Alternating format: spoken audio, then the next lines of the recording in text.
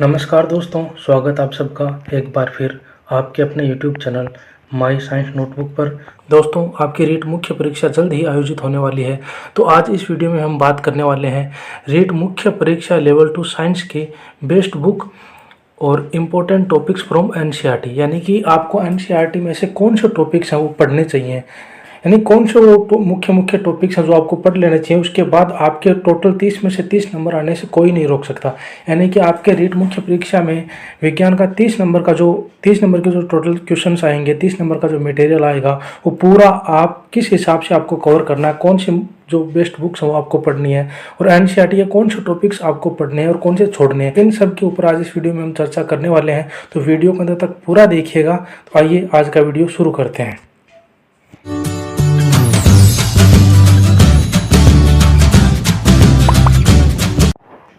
दोस्तों, सबसे पहले हम बात करें कि यानी कि बेसिक और मोस्ट इम्पोर्टेंट क्या है। यानी बेसिक और मोस्ट इम्पोर्टेंट है आपके एनसीईआरटी और आरबीएसई है। आपके आरबीएसई में एनसीईआरटी का ही पाठ्यक्रम चल रहा है, तो आपके लिए सबसे महत्वपूर्ण कक्षा 6 से कक्षा 10 की एनसीईआरटी, यानी कि वो आपके लिए पढ़नी जरूरी है। तो उसमें से आपको कक्षा 6 से कक्षा 10 तक की कक्षाओं में विज्ञान में कौन से आपको टॉपिक पढ़ने हैं, इसके ऊपर हम आगे वीडियो में बात करेंगे।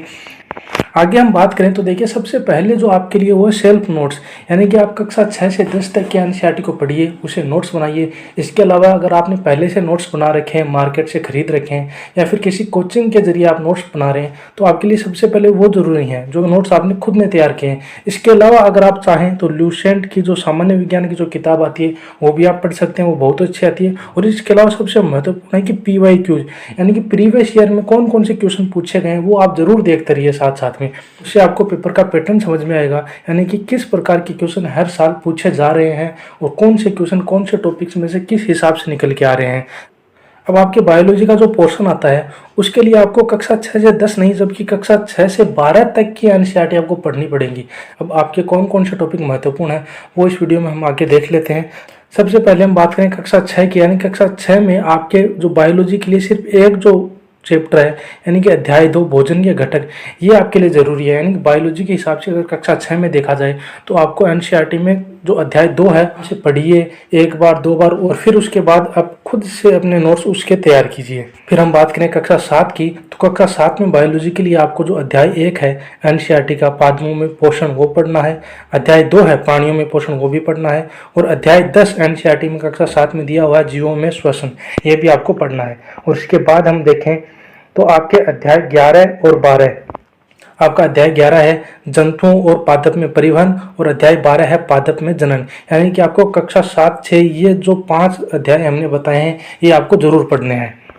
अब हम बात कर लेते हैं कक्षा 8 की एनसीईआरटी की। यानी कक्षा 8 की एनसीईआरटी में आपको कौन से टॉपिक पढ़ने हैं बायोलॉजी के हिसाब से। अब बायोलॉजी में आपके देखें सिलेबस में तो अध्याय 2 सूक्ष्म जीव, मित्र एवं शत्रु, ये टॉपिक आपको पढ़ना है। उसके बाद अध्याय 2 कोशिका, अध्याय 8 है कोशिका संरचना एवं प्रकार, ये चैप्टर भी आपको पढ़ना जरूरी है। और इसके बाद कक्षा 8 में ही अध्याय 9 आ जाता है जंतुओं में जनन। यानी कि ये टोटल 3 चैप्टर हो जाते हैं कक्षा 8 की एनसीईआरटी में, ये तीनों आपको बायोलॉजी के लिए पढ़ने हैं। अब हम बात करें क्लास 9 एनसीईआरटी की, तो इसमें आपको अध्याय 5 है जीवन की मौलिक इकाई और अध्याय 6 है उत्तक। और इसके बाद हम देखें तो आपका आ जाता है अध्याय 13 हम बीमार क्यों होते हैं।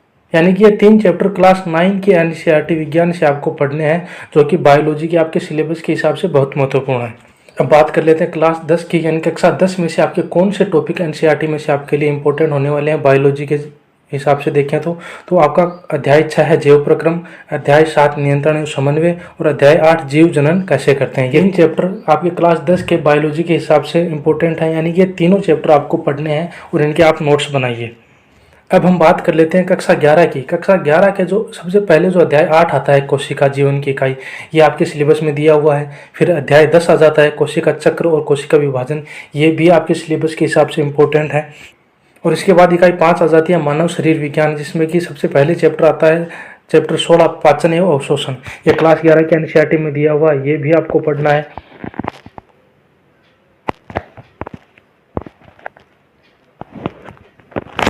और इसके बाद इसी में से चैप्टर 17 है श्वसन और गैसों का विनिमय, चैप्टर 18 शरीर द्रव्य तथा प्रसंचरण, अध्याय 19 उत्सर्जित उत्पाद और उनका निष्कासन, और लास्ट में हम देखें कक्षा 11 में से अध्याय 19 उत्सर्जित उत्पाद और उनका निष्कासन के अलावा अध्याय 20 है गमन एवं संचलन, अध्याय 21 तंत्रिका नियंत्रण एवं समन्वय और अध्याय 22 रासायनिक समन्वय और एकीकरण। यानी कि ये जो चैप्टर हैं ये आपके कक्षा 11 के एनसीईआरटी में से आपको पढ़ने हैं। अब हम आगे बात करें यानी कि कक्षा 12 एनसीईआरटी में से आपको कौन से चैप्टर्स पढ़ने हैं, तो सबसे पहले चैप्टर फर्स्ट आता है जीवों में जनन, फिर चैप्टर 3 मानव जनन और चैप्टर 8 मानव स्वास्थ्य एवं रोग। यानी कि ये आपके कक्षा 6 से कक्षा 12 तक के एनसीईआरटी में हमने जो आपको टॉपिक जो चैप्टर बताए हैं ये आपके बायोलॉजी के सिलेबस के हिसाब से बहुत महत्वपूर्ण, जो कि रीट की मुख्य परीक्षा में आपसे पूछे जाएंगे। अब इसके बाद हम बात करते हैं कि फिजिक्स की, यानी कि फिजिक्स की क्लास 6 से 10 तक की आपको एनसीईआरटी पढ़नी है। इसमें आपको कक्षा 11 और 12 नहीं पढ़नी। कक्षा 11 और 12 की एनसीईआरटी आपको केवल बायोलॉजी के हिसाब से पढ़नी है, यानी बायोलॉजी के चैप्टर आपके सिलेबस में लिए गए हैं, लेकिन फिजिक्स और केमिस्ट्री दोनों ही कक्षा 6 से 10 तक जो भी टॉपिक हम बताते हैं वो आपके सिलेबस में इस बार रीट मुख्य परीक्षा में है। तो आइए हम बात कर लेते हैं कि एनसीईआरटी के कौन कौन से टॉपिक्स जो आपके फिजिक्स में कक्षा 6 से 10 में आपको पढ़ने हैं। सबसे पहले हम बात करें कक्षा 6 में, तो कक्षा 6 में आपको अध्याय 10 गति एवं दूरियों का मापन, अध्याय 11 प्रकाश छाया एवं परावर्तन और अध्याय 12 विद्युत तथा परिपथ। यानी कि कक्षा 6 के एनसीईआरटी में ये 3 जो चैप्टर हैं ये आपको फिजिक्स के हिसाब से पढ़ने हैं। यानी कि आपके फिजिक्स के सिलेबस में ये 3 चैप्टर रीट मुख्य परीक्षा में शामिल किए गए हैं। इसके बाद हम बात करें कक्षा 7 की। कक्षा 7 की एनसीईआरटी में आपका चैप्टर 4 है उष्मा, चैप्टर 13 है गति एवं समय और चैप्टर 14 आ जाता है विद्युत धारा एवं इसके प्रभाव। और इसके अलावा आपका चैप्टर 15 आ जाता है प्रकाश। यानी कि ये 4 चैप्टर आपके कक्षा 7 के एनसीईआरटी में फिजिक्स के हिसाब से मोस्ट इम्पोर्टेंट है। अब हम बात करें कक्षा 8 की एनसीईआरटी की, तो सबसे पहले आपका चैप्टर 5 है कोयला एवं पेट्रोलियम, चैप्टर 6 है दहन और ज्वाला, चैप्टर 11 है बल तथा दाब। इसके अलावा चैप्टर 12 आ जाता है घर्षण, चैप्टर 13 ध्वनि और चैप्टर 14 विद्युत धारा के रासायनिक प्रभाव। ये जो चैप्टर हैं ये आपके कक्षा 8 के फिजिक्स की दृष्टि से बहुत महत्वपूर्ण है। और इसके साथ ही अध्याय 16 है प्रकाश और अध्याय 17 है तारे एवं सौर परिवार। आगे हम बात करें कक्षा 9 के एनसीईआरटी की, तो आपके फिजिक्स के हिसाब से अध्याय 8 है गति, अध्याय 9 बल तथा गति के नियम और अध्याय 10 आता है गुरुत्वाकर्षण। इसके अलावा आपका अध्याय 12 आ जाता है ध्वनि। यानी कि ये चैप्टर्स आपके कक्षा 9 में फिजिक्स के हिसाब से मोस्ट इंपोर्टेंट है।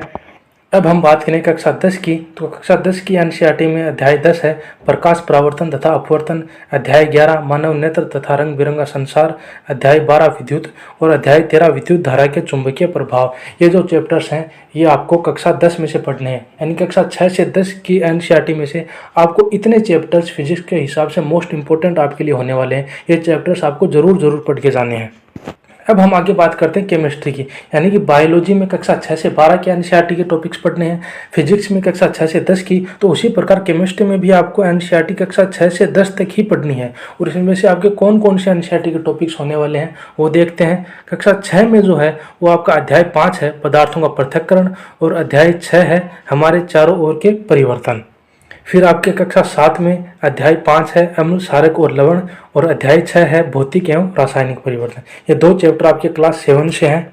फिर आपका कक्षा 8 की बात करें एनसीईआरटी की, तो इसमें अध्याय 4 है पदार्थ धातु और अधातु, अध्याय 5 है कोयला और पेट्रोलियम और अध्याय 6 आ जाता है दहन और ज्वाला। देखिए आपके एनसीईआरटी में फिजिक्स और केमिस्ट्री में कुछ टॉपिक सेम से आ रहे हैं। जो चैप्टर फिजिक्स में है वही चैप्टर केमिस्ट्री के हिसाब से भी इम्पोर्टेंट है, तो उनको हमने फिजिक्स और केमिस्ट्री में दोनों में लिखा है। आप उनको देख लीजिएगा कि वो जो चैप्टर हैं जो कॉमन आ रहे हैं वो आपके फिजिक्स के हिसाब से भी इम्पोर्टेंट हैं और केमिस्ट्री के हिसाब से भी इम्पोर्टेंट होने वाले हैं। अब हम बात करें कक्षा 9 के एनसीईआरटी की, तो कक्षा 9 के एनसीईआरटी में अध्याय 1 है हमारे आसपास के पदार्थ, अध्याय 2 है क्या हमारे आसपास के पदार्थ शुद्ध हैं, अध्याय 3 आ जाता है परमाणु एवं अणु और अध्याय 4 आ जाता है परमाणु की संरचना। और आखिर में हम बात करें कि केमिस्ट्री के हिसाब से कक्षा 10 की एनसीईआरटी में कौन कौन से टॉपिक हैं, तो आपके अध्याय 2 आता है अम्ल क्षारक एवं लवण, अध्याय 3 धातु एवं अधातु और अध्याय 4 कार्बन एवं उसके यौगिक। देखिए दोस्तों, ये जो भी टॉपिक्स हमने आपको फिजिक्स केमिस्ट्री और बायोलॉजी के हिसाब से इंपॉर्टेंट बताए हैं ये आपकी कक्षा 6 से 10 और बायोलॉजी में कक्षा 11 से 12 की एनसीईआरटी से लिए गए हैं। अब हम बात करें कि टीचिंग मेथड्स, यानी आपको टीचिंग मेथड्स कहाँ से पढ़ने चाहिए, तो देखिए सबसे ज़रूरी जो चीज़ है वो आपके बीएड से पढ़ने के लिए, यानी कि आपके बीएड में जो भी टीचिंग मेथड्स थे वही टीचिंग मेथड्स आपके यहाँ पर भी काम आने वाले हैं। तो आप कहीं और ना जाकर, अगर आपके पास बीएड का जो टीचिंग मेथड्स का मटेरियल अब तक आपके पास में है तो आप वहाँ से पढ़ सकते हैं। और अगर आप चाहें कि अगर आपको कोई बुक ही लेनी है तो डॉक्टर एस मंगल की जो साइंस मैथ की टीचिंग मेथड्स की बुक आती है वो बहुत अच्छी बुक आती है, आप वो ले सकते हैं। तो आज के इस वीडियो में हमने देखा कि रीट मुख्य परीक्षा लेवल 2 साइंस की बेस्ट बुक्स आपके लिए कौन सी हो सकती हैं और इम्पोर्टेंट टॉपिक्स आपके एनसीईआरटी में कौन कौन से हो सकते हैं। इसके अलावा आपके लिए एक महत्वपूर्ण सूचना कि रीट लेवल 2 विज्ञान और शिक्षण विधियों की फ्री टेस्ट सीरीज हमारे चैनल पर अब से आपको रेगुलर मिलेगी, जिसमें कि मोस्ट इंपॉर्टेंट प्रीवियस ईयर के क्वेश्चंस को ही शामिल किया जाएगा, जो कि टॉपिक वाइज रेगुलर टेस्ट होंगे। यानी कि आपकी जब तक मुख्य परीक्षा होती है तब तक आपको रेगुलर जो टेस्ट हैं वो आपको मिलने वाले हैं। तो अभी हमारे चैनल को सब्सक्राइब कर लीजिए और आज का ये वीडियो आपको पसंद आया हो तो वीडियो को लाइक कीजिए, अपने दोस्तों के साथ शेयर कीजिए और आपका कोई भी सवाल या सुझाव हो तो आप कमेंट बॉक्स में हमें बता सकते हैं। और इसी तरह साइंस रिलेटेड एजुकेशनल वीडियोस देखते रहने के लिए हमारे चैनल माई साइंस नोटबुक को सब्सक्राइब जरूर करें। धन्यवाद।